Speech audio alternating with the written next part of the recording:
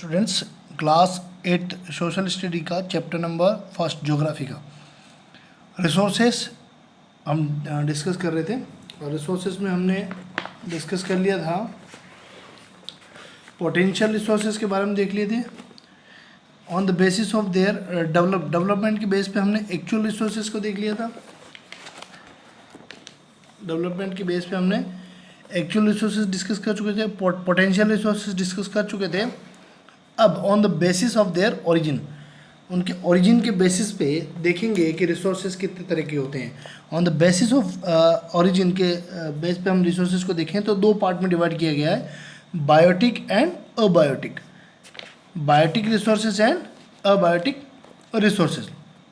All the resources which are obtained from living organism are biotic resources. Example of biotic resources are plant from which we obtain cereals, fruits, vegetables, fish and other animal product are also biotic resources. वो resources जो कि living organism है, living यानी जो जीवित है, उस तरह का जो भी resources हैं वो हमारे किस में आएंगे, biotic resources में। अब आता है abiotic resources।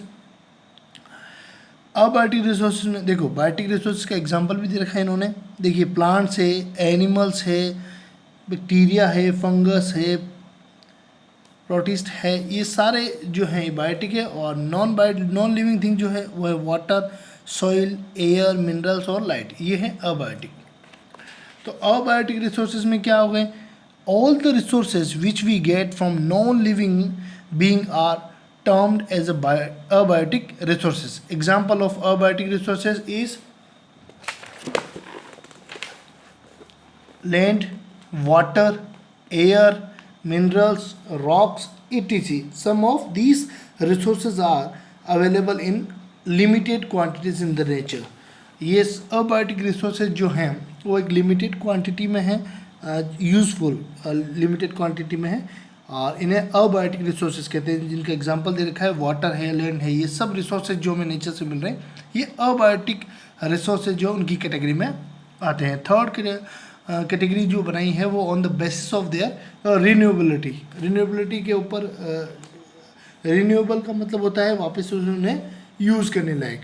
There are certain resources which can be renewed और replaced quickly, whereas other are not, hence they are classified as the renewable or non-renewable।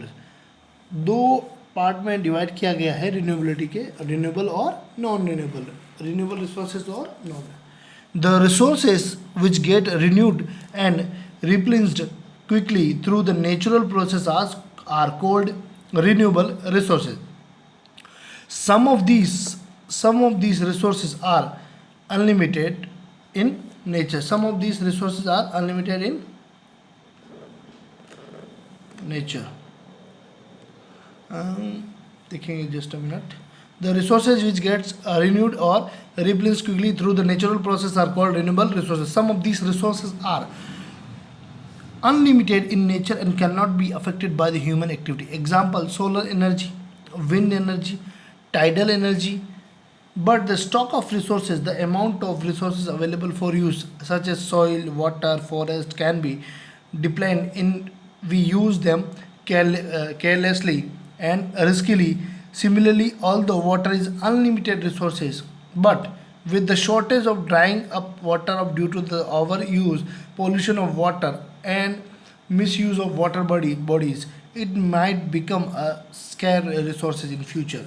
एक वाटर जो रिसोर्सेज हैं जिनका हम यूज़ करते हैं, वैसे तो वाटर जो है अनलिमिटेड है, यूज़ है, बट अनलिमिटेड स्टॉक है, बट हम जिस प्रकार यूज़ करते हैं हम उसको क्या पॉल्यूटेट करते रहते हैं।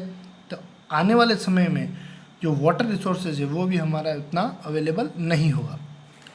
फिर है non renewable resources. There are resources which have a limited stock and once they get execute it takes thousands of years be renewed and replenished. These resources cannot be renewed within the lifespan of human beings. So once exhausted, they cannot be renewed soon. Example: coal, petroleum and natural gases. वो resources जिनको हम renew नहीं कर सकते, उनका वापस से use नहीं कर सकते, वो है कोल, पेट्रोलियम और natural gases. On the basis of there distribution, हम दो रिसोर्सेज देख चुके हैं, रिन्यूएबल और नॉन रिन्यूएबल। रिन्यूएबल क्या है, जिन्हें वापस से हमें काम में ले सकते हैं, और नॉन रिन्यूएबल क्या है, जिसे वापस से काम में नहीं लिया जा सकता, जो एक बार ही यूज़ में आएंगे। अब है on the basis of there distribution,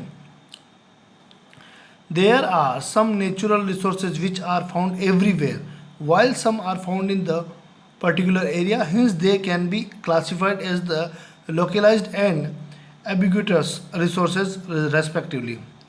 जो डिस्ट्रीब्यूशन के बेसिस पे जैसे कई रिसोर्सेज होते हैं कि स्पेसिफिक एरिया में मिलते हैं, जैसे मान लीजिए कि पेट्रोल जो है वो एक स्पेसिफिक रीजन यानी एक विशेष क्षेत्र में एक स्पेसिफिक एरिया में ही मिलता है। कोल का जो स्टॉक है वो भी एक स्पेसिफिक एरिया में होता है। माइनिंग जो रिसोर्सेज हैं, जैसे मान लीजिए ये कोल हो गया, पेट्रोलियम हो गया, क्रूड ऑयल हो गया, ये जो भी या मार्बल की अपन देख सकते हैं, तो एक स्पेसिफिक एरिया में ही वो रिसोर्सेज हमें मिलते हैं, तो उनको लोकलाइज्ड रिसोर्सेज कहते हैं। Localised these resources are found in the specific region such as the minerals और oil. Their distribution depend on various physical factors such as climate, terrain and altitude. Example minerals such as coal, iron are found in the Bihar and Odisha. जैसे बिहार और उड़ीसा में coal mines और iron mines मिलती है, तो ये एक localise resource. Localise resources का मतलब ये हुआ कि एक ऐसा रिसोर्स है जो एक स्पेसिफिक रीजन या एरिया में मिलता हो। Ubiquitous resources, these resources are found anywhere on the earth surface, air, water और sunlight। यूबिक्यूटस रिसोर्सेज कहाँ क्या क्या है, एयर, वाटर और सनलाइट, जो किसी स्पेसिफिक एरिया में नहीं, सब जगह ही मिलते हैं। फिर है ह्यूमन मेड रिसोर्सेज, एक एग्जांपल देखा, देखिए ह्यूमन मेड रिसोर्सेज का जो हम बनाते हैं। The natural resources become useful resources when their origin from have been change. All the natural substance